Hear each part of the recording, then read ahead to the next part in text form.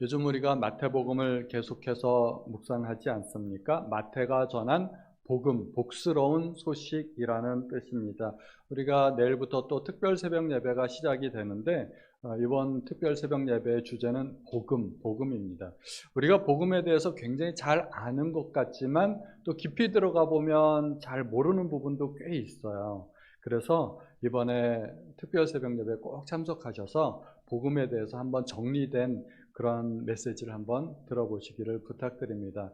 제가 예전에 섬기던 목사님으로부터 지금 계속 세미나를 참석하고 듣고 있는데 이번에 제가 들은 세미나가 복음 세미나예요. 근데 내용이 너무 좋아요. 내용이 너무 좋아가지고 이건 나 혼자 듣고 있기에는 너무 아깝다. 그래서 우리 성도님들하고 같이 공유하고자 특별 새벽 예배를 같이 하고자 합니다. 그러니까 6시에 시작이 되니까 꼭 오셔서 은혜 많이 받으시기 바랍니다.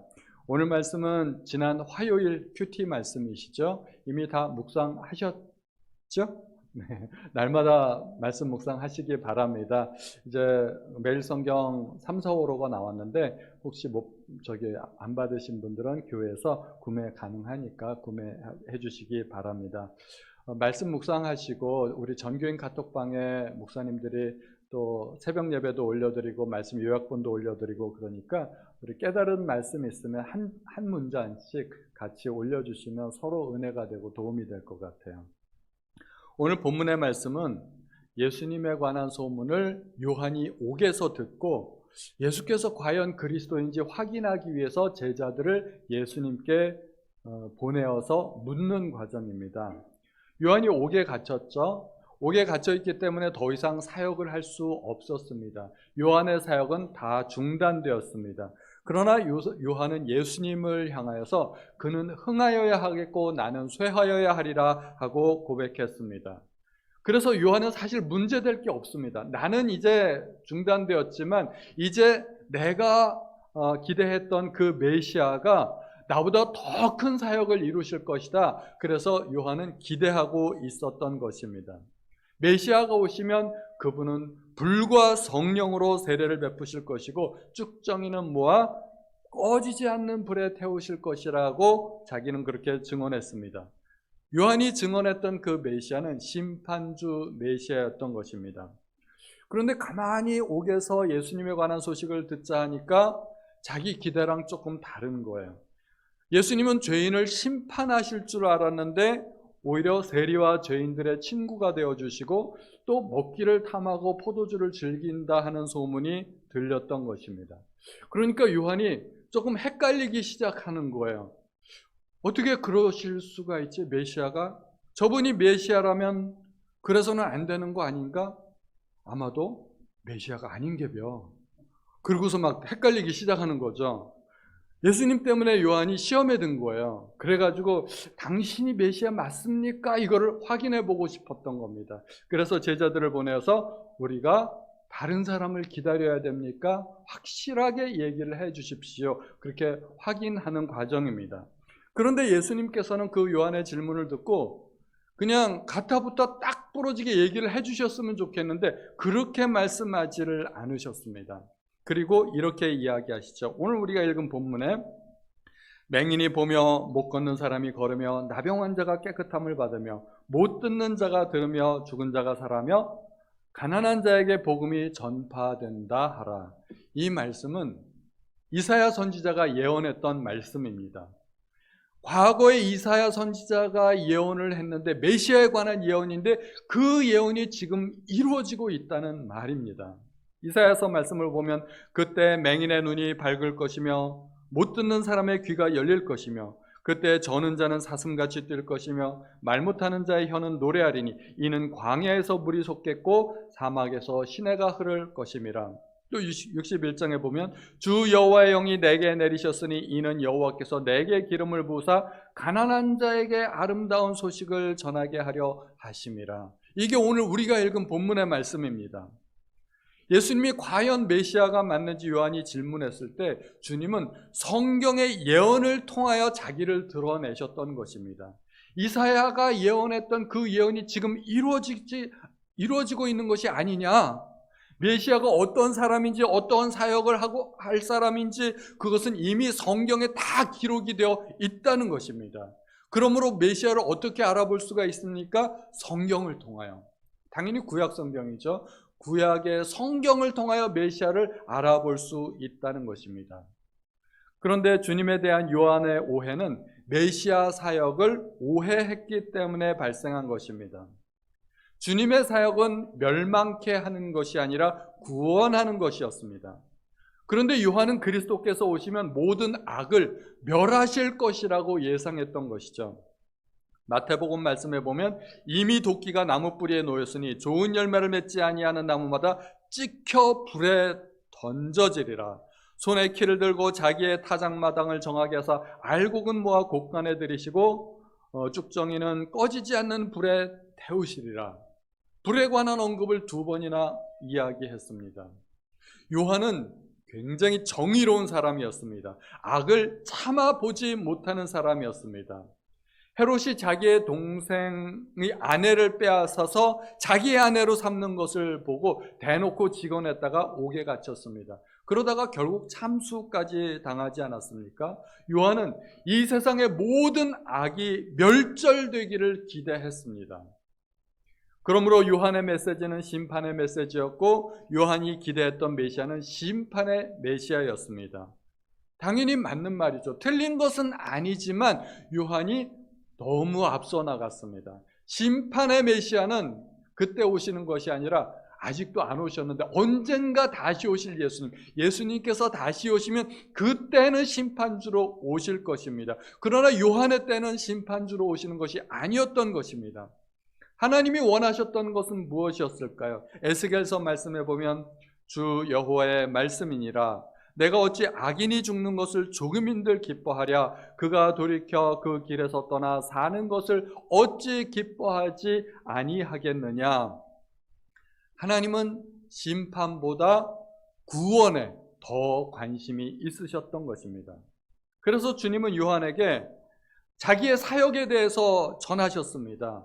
지금 사람들이 회복되고 있지 않느냐, 병자들이 낫고 죽은 자가 살아나고 있는데 그것이 성경에 예언된 메시아의 사역이 아니겠느냐. 지금 그러한 일들이 일어나고 있고 그러한 일을 내가 지금 행하고 있다 하는 것입니다. 그리스도의 사역은 심판이 아니라 구원입니다. 멸망이 아니라 회복이었습니다. 요한은 메시아를 잘 알아봤습니다. 알아보기는 했지만 메시아가 오신 목적에 대해서 정확한 이해를 하고 있지 못했습니다. 약간 오버했죠. 요한은 자기가 원하는 대로, 자기의 기대대로 메시아를 상상했던 것입니다. 그러나 하나님의 뜻은 그것이 아니었습니다. 요한복음 말씀에 하나님이 그 아들을 세상에 보낸 것은 세상을 심판하러 하심이 아니요 그로 말미암아 세상이 구원을 받게 하려 하심이라. 이것이 하나님의 뜻이었던 것입니다. 하나님께서 메시아를 이 땅에 보내신 이유는 인간의 모든 문제를 해결하기 위해서였습니다. 인간의 근원적인 문제의 그 이유는 바로 죄 때문입니다. 인간 세상에 발생하는 모든 문제는 그 뿌리가 딱 하나입니다. 죄 때문에. 우리가 지난 3년간 코로나로 말미암아 온 세계가 극심한 홍역을 앓았습니다. 엄청난 고통을 겪었습니다. 어떻게 해서든지 코로나 감염의 확산을 막기 위해서 사회적 거리 두기를 시행했습니다. 그러다 보니 우리도 경험했지만 교회가 예배를 드리지 못했습니다. 대면 예배가 아예 폐쇄된 적이 있었습니다. 학교는 수업을 하지 못했습니다. 카페, 식당, 운동시설 등 자영업자들은 영업을 할 수 없었습니다. 각종 공연이나 체육활동은 무관중으로 운영이 되었습니다. 심지어 결혼식이나 장례식도 제대로 할 수 없었습니다. 결혼식은 늦추기라도 하지 장례식을 늦출 수가 있나요? 그러한 상황 가운데 어떻게 해서든지 그냥 했다는 것입니다. 가족 중에 코로나로 사망한 환자가 있는 경우에 그 임종을 지켜볼 수조차 없었습니다. 코로나로 사망하게 되면 비닐팩에 바로 넣어가지고 화장을 해가지고 한 줌의 재만 가족에게 전달될 수 있었던 것입니다. 전 세계 전례가 없던 이 대혼란의 원인이 뭘까요? 단 한 가지, 바이러스 때문입니다. 눈에 보이지도 않는 그 조그만 바이러스 때문에 온 세상이 이렇게 망가졌던 것입니다. 그런데 죄도 마찬가지입니다. 죄 하나의 뿌리 때문에 어마어마한 열매들이 맺히게 된 것을 우리가 알아야 됩니다. 땅이 저주를 받았습니다. 그래서 인간은 고통을 겪어야만 살 수 있게 되었습니다. 인간관계가 깨어졌습니다. 아담과 하와는 전에는 사랑하는 사이였고 내 뼈 중에 뼈, 내 살 중에 살이라고 했는데 이제는 저 여자 때문에 하고 서로 원망하고 다투고 서로 미워하고 불신과 갈등과 경쟁과 이런 모든 것들이 인간 사회를 지배하게 된 것입니다.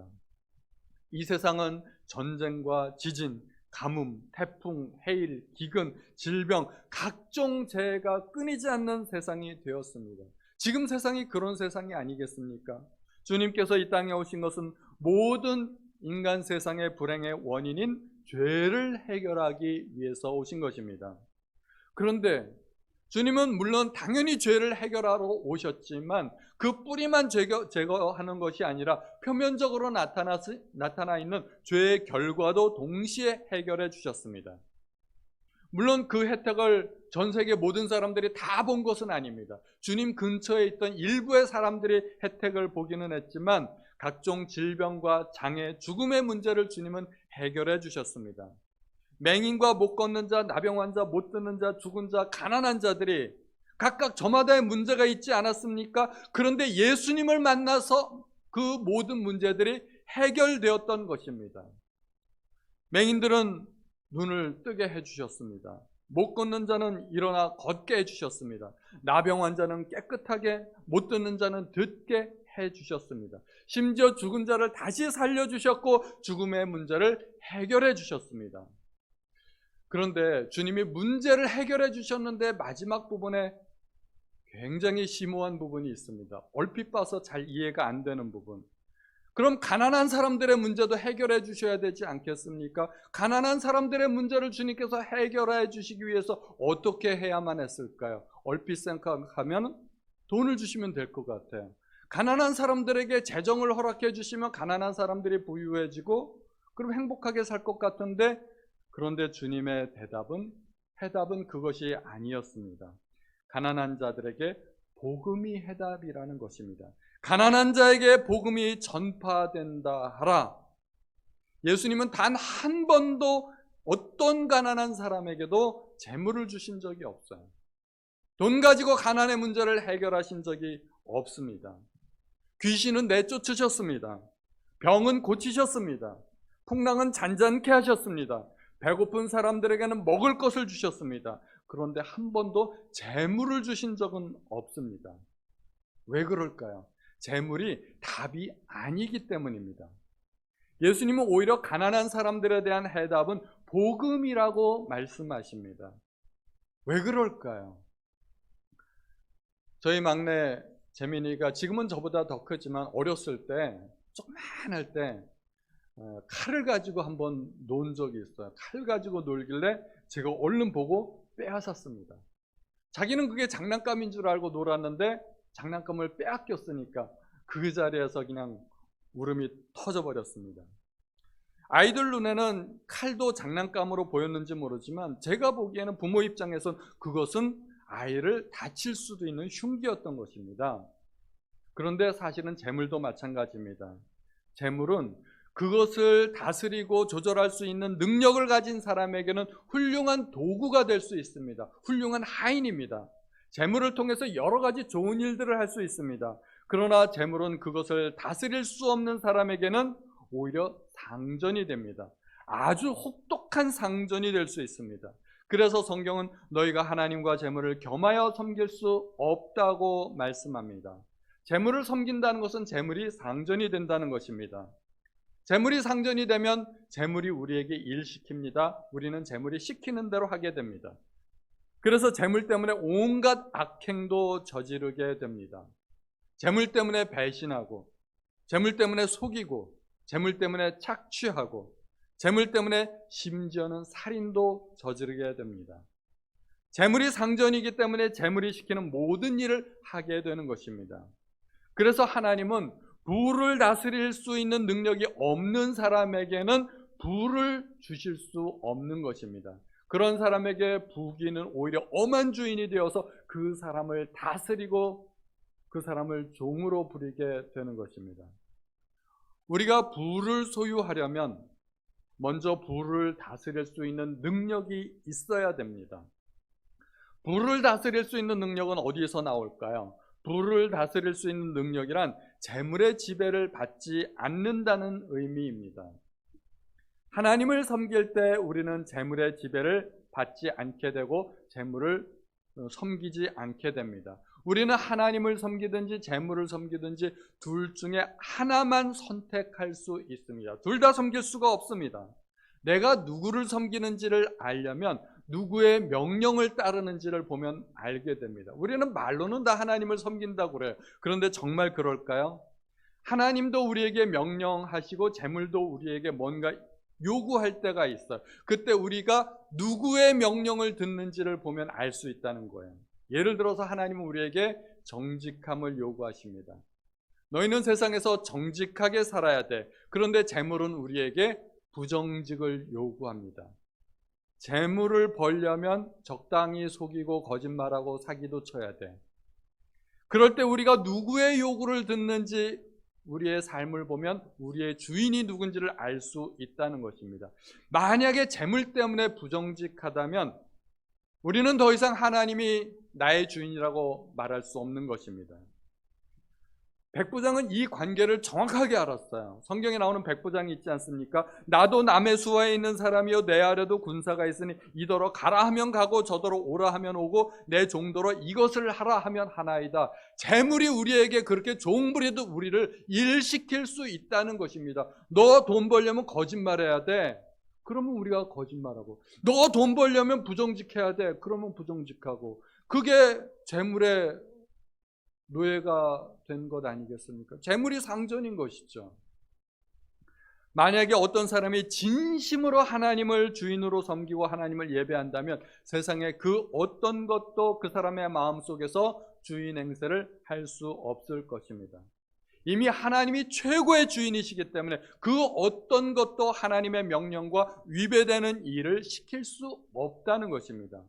절대로 재물이 시키는 일을 하지 않을 것입니다. 그래서 그런 사람에게 재물이 생긴다면 그 사람은 재물의 주인이신 하나님의 뜻대로 재물을 사용할 것입니다.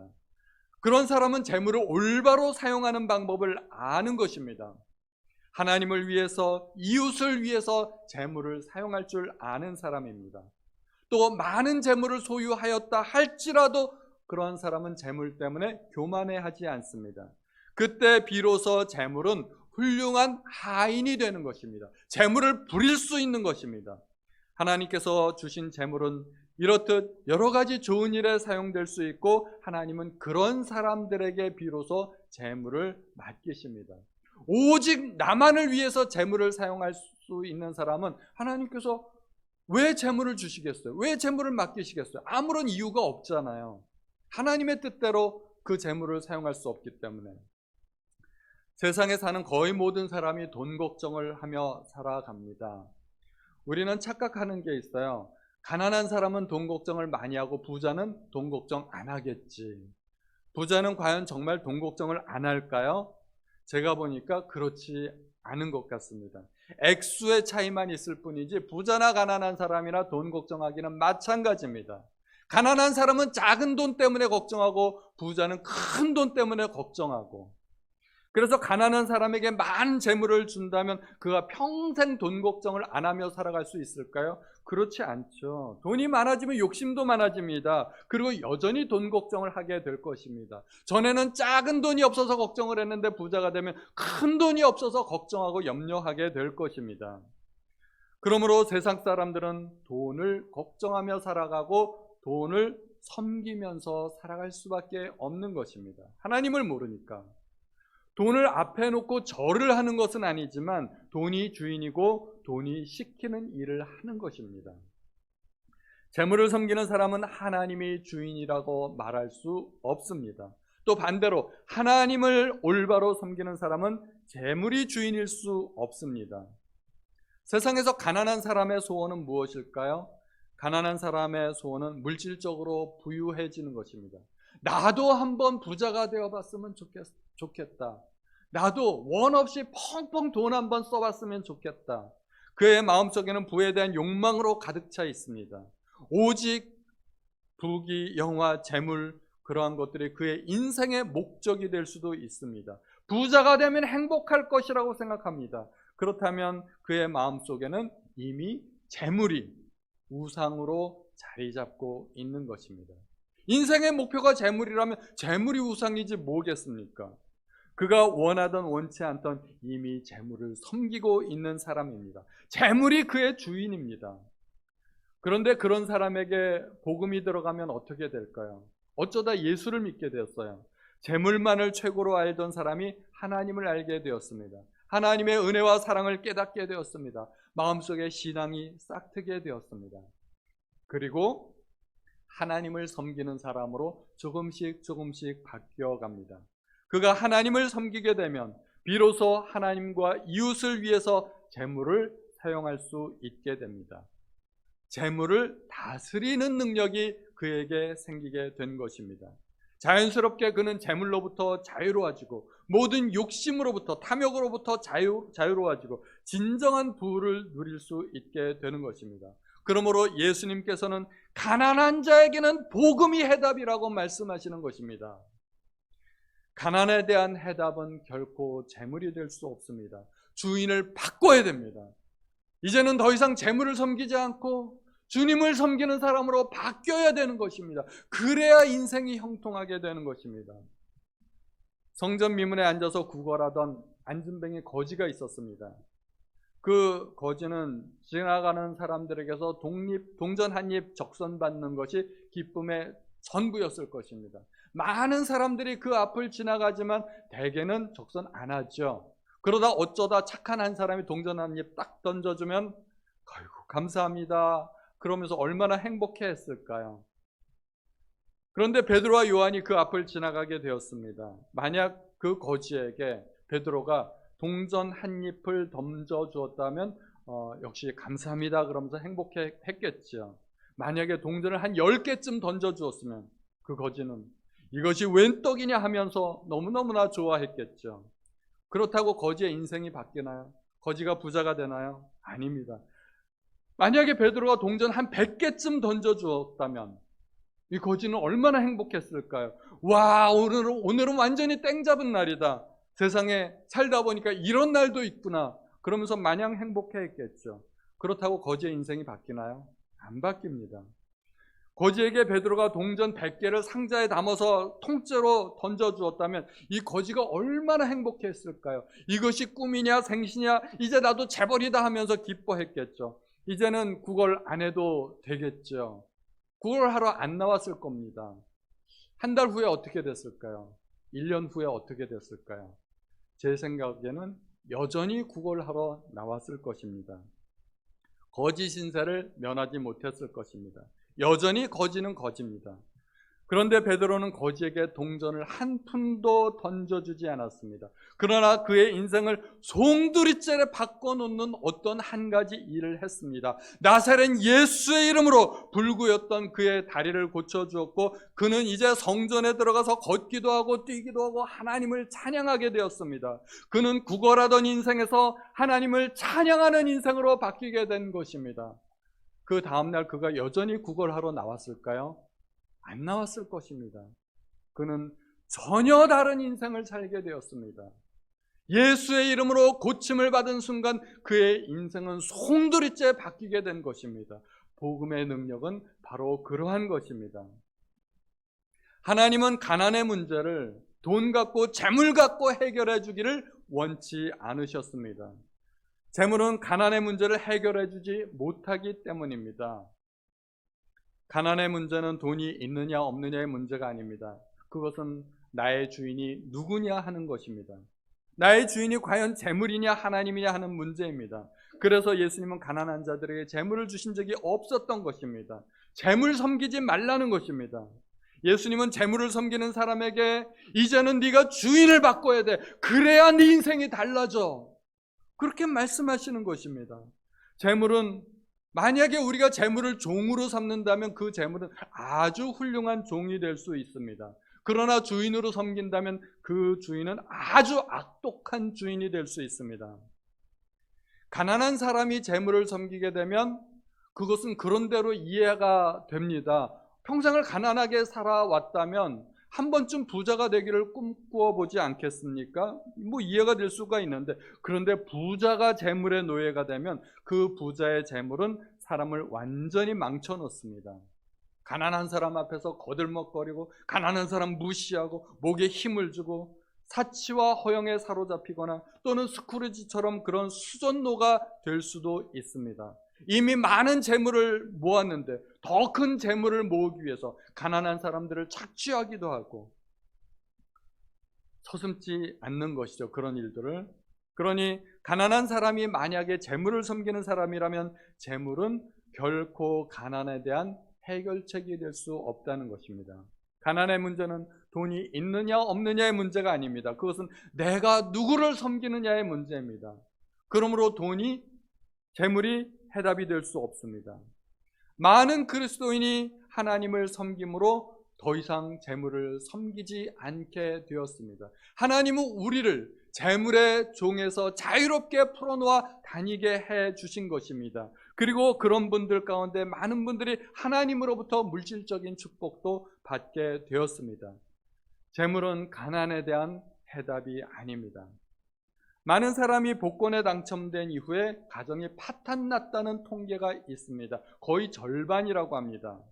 사업도 망하고 자녀들은 탈선하고 부부는 이혼하게 되고 주위로부터 따돌림을 당하게 되고, 복권의 행운이 복을 가져다 주는 것이 아니라 오히려 멸망을 가져다 주게 되었다는 것입니다. 제가 예전에, 오래전에 신문의 뉴스에서 봤던 기사 한 토막은 치과 의사였던 어떤 사람이 로또 복권에 당첨이 되어서 흥청망청 쓰다가 나중에 뭐 사촌들 뭐 사업비로도 빌려주고 그랬다고 그래요.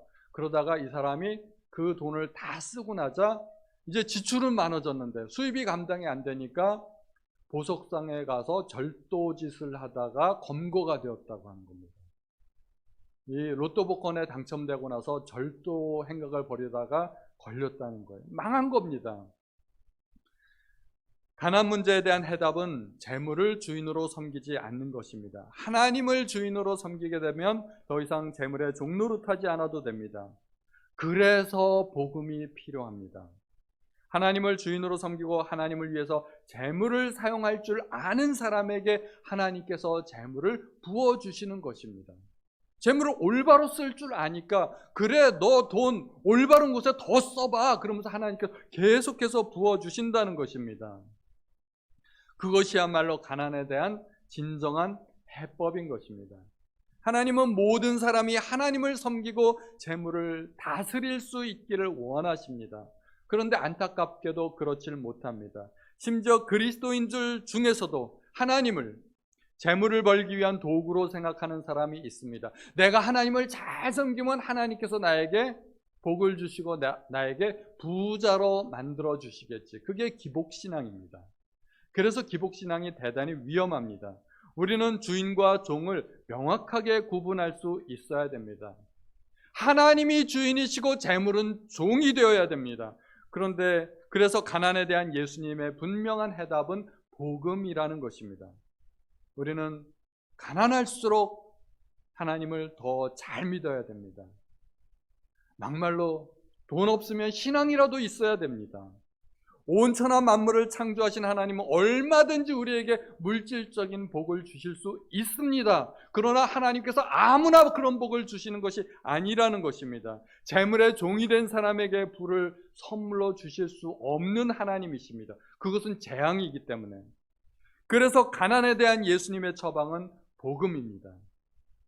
그럼 그렇다고 해서 모든 그리스도인들이 다 가난하게 살아야만 하는 것일까요?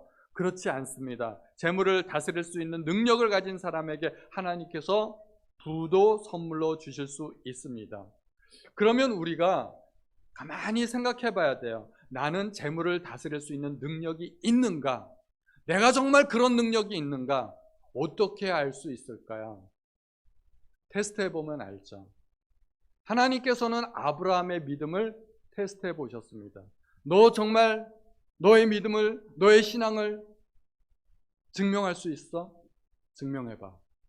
네 아들 바쳐봐. 그것이 아브라함에 대한 테스트였습니다.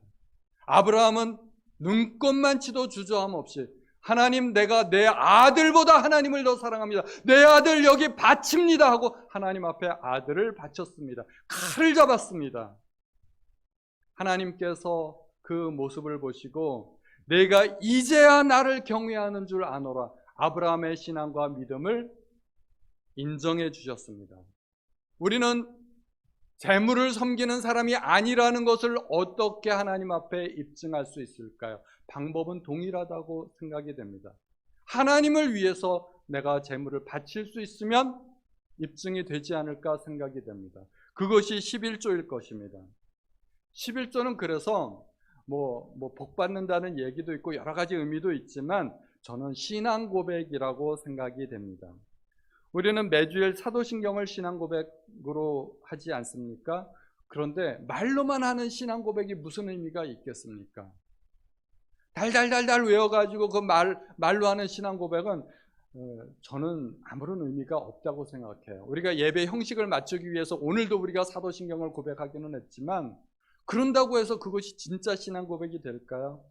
말과 행동이 다르다면 뭐가 진짜겠습니까?